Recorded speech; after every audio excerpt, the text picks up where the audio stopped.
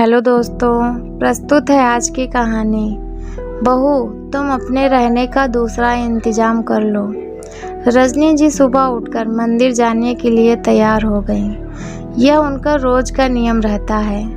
उन्होंने दरवाज़ा खोला ही था कि अभी बहू अलका के चिल्लाने की आवाज़ आई।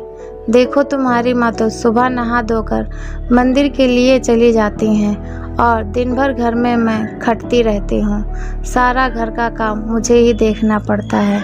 झाड़ू पोछा, बर्तन, कपड़े और खाने का काम भी करो। मैं तो इस घर से कभी निकल नहीं पाती हूँ। अरे, इनका मन ही नहीं लगता तो कहीं भी निकल जाएं। मुझे तो इनकी ज़रूरत भी नहीं है। तभी मुन्ने की रोने की आवाज़ आई। अलका अंदर भागी जब तक रजनी जी मंदिर के लिए निकल चुके थे। रजनी जी ने सब सुन लिया था। फिर यह तो पहली बार नहीं हो रहा था। अलका के चिल्लाने का रोज का यही समय होता था, क्योंकि उस वक्त उसका बेटा राजेश भी घर पर ही होता था। अलका ने घर का माहौल ऐसा बना रखा था कि उसमें शांति से रह नहीं सकते थे। रजनी जी भी थोड़ी सी शांति ढूंढने के लिए मंदिर चली जाया करते थे, क्योंकि और भी कहीं उन्हें जाने की जगह नहीं थी। एक ही बेटा राजेश है तो उसी के साथ रहना था। राजेश भी अपनी पत्नी की हाँ में हाँ मिलाता रहता था और अपनी माँ रजनी की एक भी बात नहीं मानता था। दोनों बेटे बहू उनके साथ कभी भी अच्छा व्यवहार नहीं करते थे। बहू के व्यवहार का इतना दुख नहीं होता था, पर अपने ही खून बेटे के व्यवहार से रजनी जी मन ही मन दुखी रहते थे।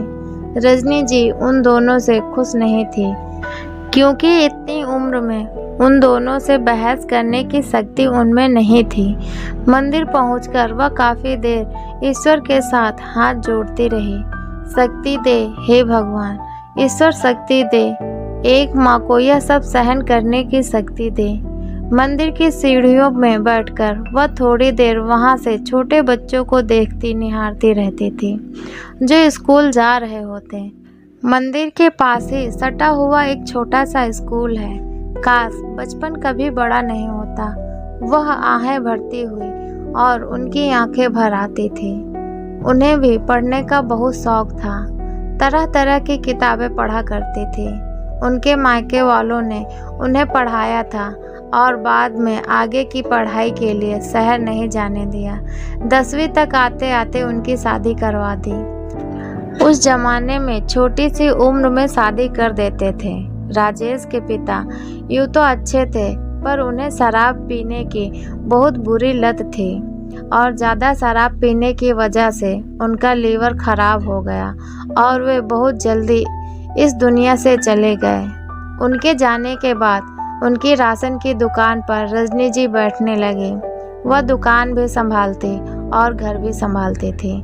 दोहरी जिम्मेदारी उठाकर भी वह बहुत खुश रहते थे और अपने बेटे का पालन पोषण कर रहे थे। पढ़ाई औसत दर्जे तक ही था, जो ज़्यादा पढ़ना नहीं चाहता था। उसने स्नातक तक की पढ़ाई की और दुकान संभालने लगा। अब तो दुकान और भी अच्छी चलने लगी। धीरे धीरे दुकान पर नौकर रख ले और राजेश की शादी की उम्र हो चली थी। उसको अलका देखते ही पसंद आ गए और दोनों की शादी हो गई।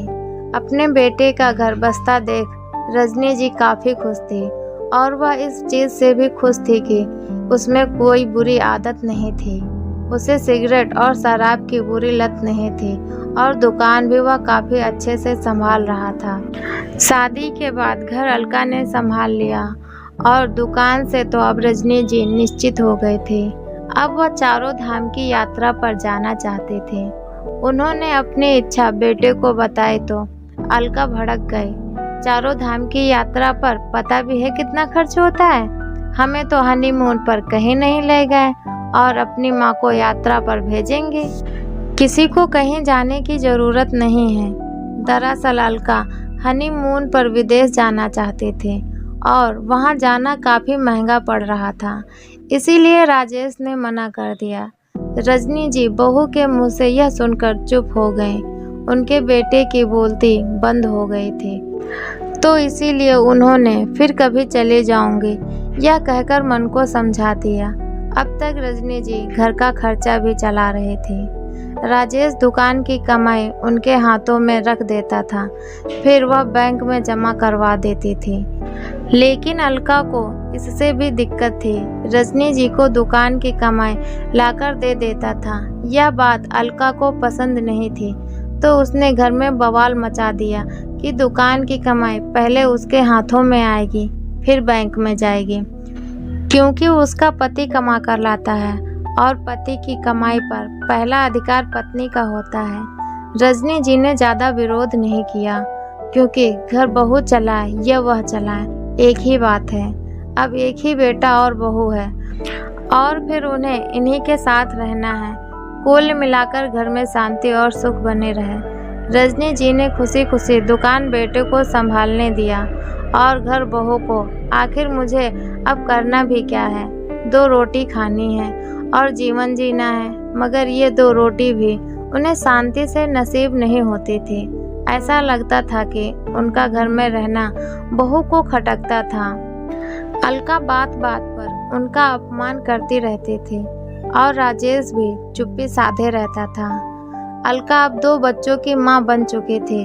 जैसे तैसे रजनी जी उनके साथ रह रहे थे। एक दिन वह बाथरूम में फिसल गए और फिर उनके पैर में चोट लग गई। उनसे ढंग से चला नहीं जा रहा था। 2-4 दिन वह मंदिर नहीं गए तो अलका बड़बड़ाती रहती थी। अपनी मनहूस सूरत लिए घर में ही बैठी रहती हैं, इससे अच्छा तो रोज मंदिर चली जाती थी। मैं भी चैन की सांस लेती थी। बच्चों को भी अच्छा खाने को दे देती थी, पर उनकी नज़रें तो खाने पर ही गड़ी रहती हैं। सुनो, इनका कोई दूसरा इंतजाम कर दो। अलका ने फैसला सुना दिया। दूसरा इंतजाम? यह सब रजनी ने तो सुन लिया। यह लोग मुझे कहाँ भेज रहे हैं? मैं अपने घर को छोड़कर कहीं भी नहीं जाऊंगी। तभी राजेश की आवाज़ आती है।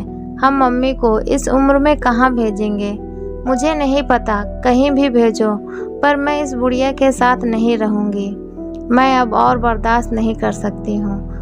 2 दिन ऐसे ही बीत गए। एक दिन रजनी ने बहू को बात करते हुए सुना। उसे वृद्धा आश्रम भेजने की तैयारी में लगे थे। बहू को बड़ी जल्दी थी कि वह अपनी सास से छुटकारा पाए। रजनी जी के पैरों से जमीन खिसक गई। आखिर वह तो इनको जरा भी परेशान नहीं करती थी। अपने पोतों को भी देख लेती हैं और बहू के कितने सारे काम भी कर देती हैं। यह बात और है कि उनके द्वारा किए गए कामों की गिनती नहीं है और ऐसे दर्शाती भी नहीं है कि सारे काम वही करती हैं। मैंने तो दुकान और घर भी इन्हीं के हवाले कर दी, और क्या करूं? उनका सिर चकरा गया। उन्हें कुछ समझ नहीं आ रहा था। एक दिन वह पूरे दिन उदास रही, अपने पति की तस्वीर से बातें करती रही। तभी उनकी नज़र नीचे रखे बक्से पर पड़ी तो उनमें जान आ गई। उन्होंने बक्सा खोला और उसमें से कुछ फाइलें निकाली। उसमें घर और दुकान के पेपर थे जो उनके नाम पर थे। इन फाइलों के मिलने से उनमें जोश का संचार हुआ। दूसरे दिन मंदिर का बहाना करके वह धीरे से स्कूल गई। स्कूल में टीचर को अपनी परेशानी बताई कि किस तरह से अपने बेटे बहू से परेशान और दुखी हैं। तो टीचर ने उन्हें एक वकील का फ़ोन नंबर दिया और कहा कि वह बात कर लें। वकील ने उन्हें अपने ऑफिस बुलाया और उनकी सारी कहानी सुनी। तो उन्होंने पेपर देखकर कहा कि पति के निधन के बाद उनकी संपत्ति, घर, जमीन, दुकान सब पर पत्नी का हक होता है और यह घर और दुकान भी रजनी जी आपके नाम पर ही है। आपको कोई नहीं निकाल सकता। कानून आपके साथ है। यह सुनते ही रजनी जी की आंखों में चमक आ गई। उसने वकील बाबू से सलाह ली और घर चली गई। अगली सुबह सोकर उठी तो देखा बेटा बहू बच्चों को स्कूल छोड़कर आ गए थे। बहू बोलती है कि मम्मी जी, अब आपका और हमारा साथ रहना मुश्किल है। मैं अपने परिवार और पति की देखभाल करूंगी। अब बच्चे बड़े हो रहे हैं और उन्हें भी अपना कमरा चाहिए। घर में जगह नहीं है तो राजेश और मैंने आपके लिए कहीं और रहने का इंतजाम कर दिया है। आप चिंता मत करिएगा, हम लोग आपसे मिलने आते रहेंगे और बड़ी अच्छी जगह है। आप यहाँ से ज़्यादा वहाँ खुश रहेंगी। तभी राजेश बिना लांग लपेट के बोलता है, मम्मी आप अपना सामान पैक कर लो। हम दोनों बच्चों के आने से पहले आपको वृद्धा आश्रम छोड़ आते हैं। वहाँ आप आराम से रहना और इधर हम भी आराम से रहेंगे। बच्चे कुछ पूछेंगे तो कह देंगे कि दादी गांव में रहने चली गई है। थोड़ा बड़े होंगे तो आपको भूल जाएंगे। रजनी जी बोलती हैं, तुम्हें ही नहीं मुझे भी परेशानी होती है। सच में यह घर भी छोटा पड़ता है, पर मैंने एक उपाय सोचा है ताकि हम सब सुख से रह सकें। यह कागजात पढ़ लो। इस घर और दुकान की मालकिन मैं हूँ। तुम दोनों यहाँ नहीं रह सकते हो। कहीं जाकर किराए पर बड़ा सा घर ले लो ताकि बच्चों को भी परेशानी नहीं होगी। और हाँ, बच्चों के लिए अलग से बड़ा कमरा ले लेना। यह घर छोड़कर मैं कहीं नहीं जाऊंगी। पर हाँ, अब तुम दोनों को यह घर और दुकान छोड़कर जाना होगा। मैं जब तू छोटा था तब भी दुकान अच्छे से संभालती थी। अब तू अपने लिए नई नौकरी तलाश कर ले, क्योंकि मैंने दुकान पर तेरी जगह एक नया लड़का रख लिया है जो तुम्हारा सारा काम काज संभाल लेगा। उन दोनों को यह पता नहीं था कि मम्मी उन्हें ही घर से निकाल देंगी। उन दोनों को अपने कानों पर विश्वास नहीं हुआ। मम्मी आपको पता भी है आप क्या कह रही हैं? आप हम दोनों को घर से निकाल रहे हैं? हाँ, तुम दोनों ने ठीक सुना है। जब तुम दोनों इतनी गिरी हुई हरकत कर सकते हो, अपनी माँ को वृद्धा आश्रम भेज सकते हो, तो मैं भी तुम दोनों को घर से निकाल सकती हूँ। मम्मी आप यह कैसे कर सकती हैं?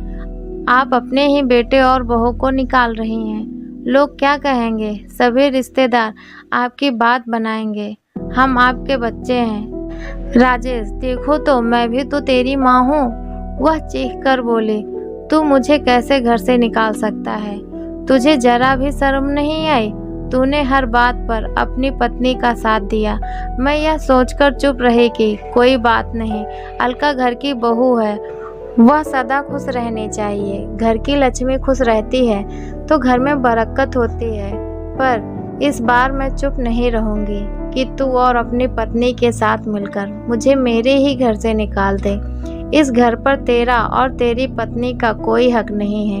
यह घर मेरे पति का है और कानून के हिसाब से मैं इसकी वारिस हूँ। फिर वह अलका से कहती है, बहू तुम अपने रहने का कोई दूसरा इंतजाम कर लो। और हाँ, बच्चों के स्कूल से आने के बाद ही जाना, ताकि तुम्हारे बच्चों को भी पता लगे कि दादी ने उनके मम्मी पापा को घर से क्यों निकाल दिया। तुम दोनों अपना सामान पैक कर लो और घर से निकल जाओ, ताकि मैं भी अपने घर में आराम से रह सकूंगी। मुझे भी रोज रोज अपमान के घूंट तो नहीं पीने पड़ेंगे। रोज बहू की जली कटी और ताने सुनने से बेहतर है मैं यहाँ अकेले रहूंगी और दोपहर के समय दुकान चली जाऊंगी। और क्या कहती थी कि मैं तेरे बच्चों के खाने पर नज़र रखती हूँ, तो क्या बुढ़ापे में हमारी भी खाने की इच्छा नहीं होती? और तूने कभी मुझे भरपेट खाना नहीं दिया। ये जो तू खाने की रौब जमाती है ना, यह मत भूल कि यह सब खाने का सामान मेरे पति के दुकान का ही आता था। अलका की नज़रें झुक गई। उन्होंने माफ़ी भी मांगी, पर कोई फ़ायदा नहीं हुआ। दोनों अपने बच्चों को लेकर घर छोड़कर चले गए। जो अपनी माँ को वृद्धा आश्रम की सोचते हैं या भेज देते हैं, तो वह भी कभी सुख से नहीं रहते हैं। अपने कर्म का फल इसी जन्म में ही मिलता है। तो दोस्तों, कैसी लगी ये मेरी कहानी? अगर अच्छी लगी है तो प्लीज़ वीडियो को लाइक करें, शेयर करें और हमारे चैनल पर नए हैं तो हमारे चैनल को सब्सक्राइब करें। इस कहानी से आपको क्या सीख मिलती है? कमेंट बॉक्स में अपनी राय लिखकर हमें ज़रूर बताएं। वीडियो पूरा देखने के लिए आपका बहुत बहुत धन्यवाद।